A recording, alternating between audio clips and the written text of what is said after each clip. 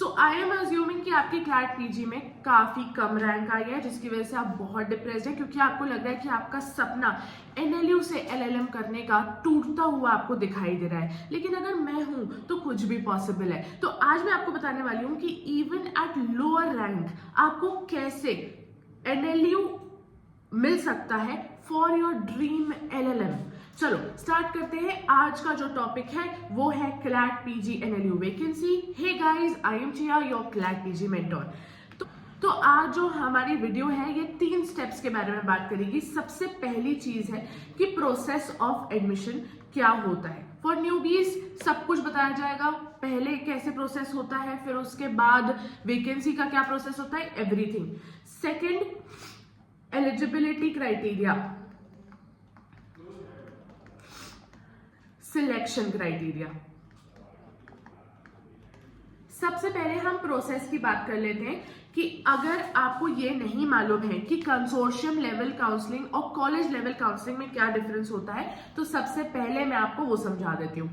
जो consortium level counselling होती है, इसमें क्या होता है कि कंसोर्शियम अपनी तरफ से 5 लिस्ट तक लिस्ट निकालती है एंड आपको सीट्स अलॉट करती है in the number of colleges they have, in the number of seats every college is offering for your LLM course.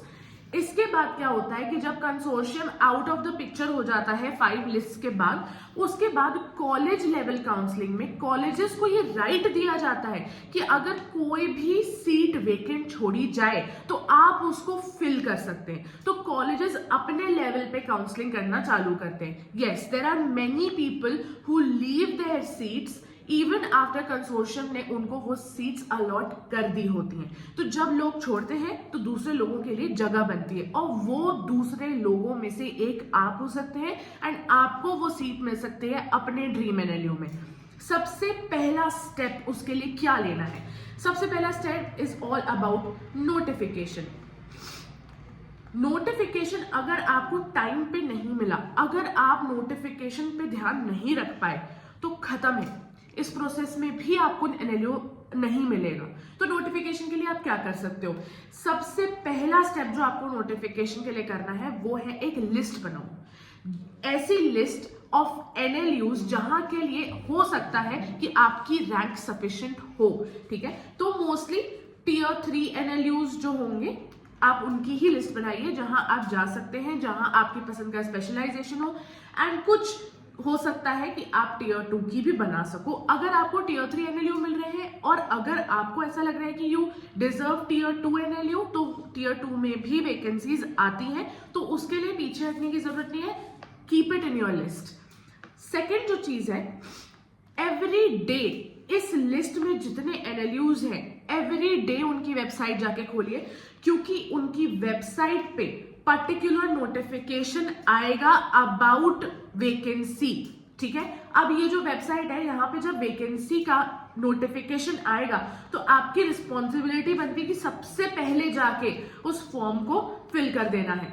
Form को फिल करने के लिए आपको कुछ चीजें लगेंगी, जैसे आपकी बेसिक अपडेटेड इंफॉर्मेशन। अगर आपके पास कोई कास्ट का क्राइटेरिया है तो कास्ट का अपडेटेड सर्टिफिकेट होना चाहिए। हर चीज अपडेटेड होना जरूरी है। आपके बेसिक डॉक्यूमेंट्स, 10th 12th की मार्कशीट एक्सेट्रा, जो भी फॉर्म में पूछा जा सकता है। एक पासपोर्ट साइज फोटो भी रेडी रखो just for the sake of it. तो ये सब चीजों को, अपडेटेड चीजों को रेडी रखिए ताकि तुरंत में आप फॉर्म को फिल कर सकें। And obviously you have your CLAT PG rank, है ना, आपके पास अपना स्कोर कार्ड है and that's it, that's all you need. तो इस फॉर्म को भरने के लिए आपको इन सब चीजों की जरूरत पड़ेगी, इनको रेडी रखना।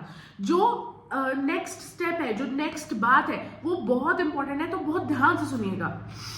कॉलेज लेवल काउंसलिंग में जैसे फर्स्ट नोटिफिकेशन आया, फर्स्ट नोटिफिकेशन, और इस फर्स्ट नोटिफिकेशन को अप्रोक्सीमेटली 50 लोगों ने भर दिया।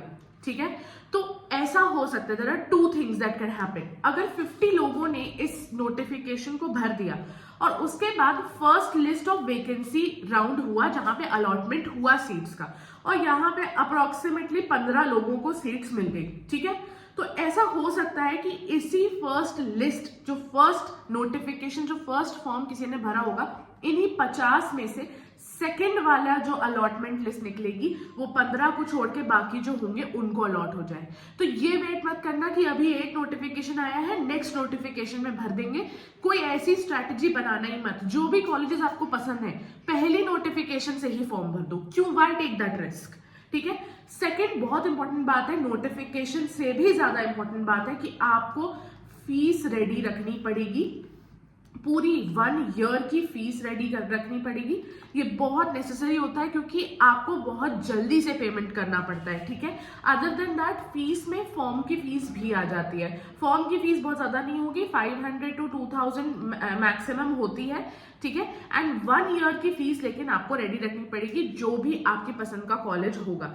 2 से 3 कॉलेजेस की ही लिस्ट को बनाना, इससे ज्यादा अगर 7-8 कॉलेजेस की लिस्ट को बना लोगे तो खुद ही थक जाओगे, खुद ही परेशान हो जाओगे। एंड में ऐसा होगा कि जब आनी होगी वैकेंसी तब तक एकदम हार चुके होगे, तो वो चीज मत होने देना। 2 से 3 कॉलेजेस को टारगेट करो अपनी रैंक के हिसाब से समझ के, and then go ahead.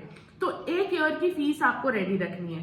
Fees में एक बहुत इंपॉर्टेंट चीज जो मेरे को आपको बतानी है, अगर आप टियर 3 एनएलयू में ऑलरेडी एडमिशन ले चुके हैं तो आपने ऑब्वियसली एक पर्टिकुलर अमाउंट ऑफ फीस भर दी है। अब फॉर एग्जाम्पल आपको अपग्रेड मिल रहा है टू टियर 2 एनएलयू, तो आपको ये नहीं करना है कि इसका रिफंड डाल के बैठे हैं, वेट कर रहे हैं कि इसका रिफंड आ जाए फिर उसी पैसे से टियर 2 की एनएलयू की फीस भर दूंगा, बढ़िया है, मेरे को तो मिल ही गया है, मेरे को तो अलॉट हो ही गया है। ऐसा नहीं होता है। आपको अपने अलॉटमेंट को पक्का करना होता है, उसमें पक्के का स्टैंप लगाना होता है बाय फिलिंग द फीस। इस चीज को मत भूलना। तो इसलिए अगर आपने टियर 3 की फीस भर दी है ना, आप टियर 2 में अपग्रेड करना चाहते हो, तो अभी पेरेंट्स को बता दो, ये वीडियो दिखा दो कि मम्मी पापा जरूरत पड़ेगी एकदम से बहुत सारे पैसे की, तो बफर मनी होना जरूरी है।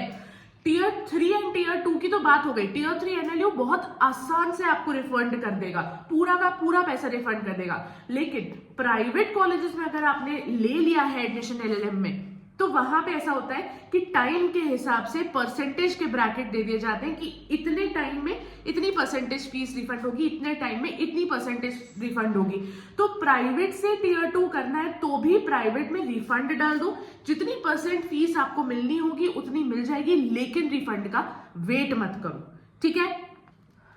अब मैं आपको बता देती हूँ क्या रीजंस होते हैं, ताकि आप हर चीज को एकदम दिमाग में क्लैरिटी आ सके आपके कि क्यों लोग अपनी सीट्स को छोड़ते हैं। तो देखिए फॉर एग्जांपल एक टियर 3 एनएलयू किसी को अलॉट हुआ है, उन्होंने कोई और पेपर दिया और एक बेटर कॉलेज उनको मिल गया है, ठीक है। तो अगर उनको एक बेटर कॉलेज मिल गया है तो वो टियर 3 एनएलयू में क्यों रहना चाहेंगे। अगर उनको एक बेटर स्पेशलाइजेशन मिल गया है तो वो क्यों रहना चाहेंगे। सो यस, तो एक सेकंड रीजन है इसका कि स्पेशलाइजेशन के ऊपर भी ये चीज बहुत ज्यादा डिपेंड करती है कि क्या स्पेशलाइजेशन मिला है किसी को। अगर आपको एनएलयू में एक बेसिक स्पेशलाइजेशन मिला है जो आपको नहीं चाहिए, लेकिन आपको आईआईटी केजीपी में आईपीआर मिल गया है, तो एक नॉर्मल सी बात है कि आप एक टियर 3 एनएलयू नहीं जाना चाहोगे या इवन टियर 2 एनएलयू नहीं जाना चाहोगे, क्योंकि आईआईटी केजीपी का IPR is one of the best LLMs ever. तो ऑब्वियस सी बात है कि you have to leave these colleges for better ones. तो ये रीजंस की वजह से, और इसके अलावा भी काफी रीजंस होते हैं, हेल्थ होता है, अफोर्डेबिलिटी होती है, ऐसे बहुत सारे प्रॉब्लम्स होते हैं जो लोग फेस करते हैं, जिसकी वजह से वो इन सीट्स को वेकेंट छोड़ते हैं। ये मत सोचना कि कितनी ही आती होगी वैकेंट सीट, क्योंकि बहुत आती है। अपने चांसेस को कम मत करो ओवर कॉन्फिडेंट होके। जो नेक्स्ट अपन बात करने वाले हैं वो है एलिजिबिलिटी। अब देखो एलिजिबल कौन कौन है, सीधी बात है, मोस्टली क्या होता है कि कंसोर्शियम लेवल जब होती है काउंसलिंग, तो उसमें कुछ लोगों को इस कंसोर्शियम लेवल काउंसलिंग का बुलावा आता है, इनविटेशन आता है on the basis of their rank. तो वो उस रैंक के बेसिस पे ही जाते हैं जब उनको इनविटेशन आता है। लेकिन अगर आप कॉलेज लेवल काउंसलिंग में पार्टिसिपेट करना चाहते हो तो जरूरी नहीं है कि आपको कंसोर्शियम का बुलावा आया हो, आप कॉलेज लेवल काउंसलिंग में ऐसे भी पार्टिसिपेट कर सकते हो। The only thing that you need to do is to fill the form पहले ही नोटिफिकेशन पे। द लास्ट थिंग इज कि सिलेक्शन क्राइटेरिया क्या होता है। तो first selection criteria is merit. अगर आप जैसे फॉर एग्जाम्पल आपका नाम आकाश है और आपके एक दोस्त का नाम है अर्जुन, तो अर्जुन की रैंक है 1500 और आपकी रैंक है 1501। अगर अर्जुन ने वैकेंसी लिस्ट के लिए अप्लाई किया नहीं है तो आपको ये मिल जाएगी। It's all about college level counselling का फॉर्म कौन भर रहा है। अगर आपकी अर्जुन से कम रैंक है तो भी आपको मिल सकता है अगर आप फॉर्म टाइम पे भर दो, ठीक है। The second way is first come first serve. तो फर्स्ट कम फर्स्ट सर्व में क्या होता है ये आपको नेक्स्ट वीडियो में पता चलेगा। Until then take care and bye.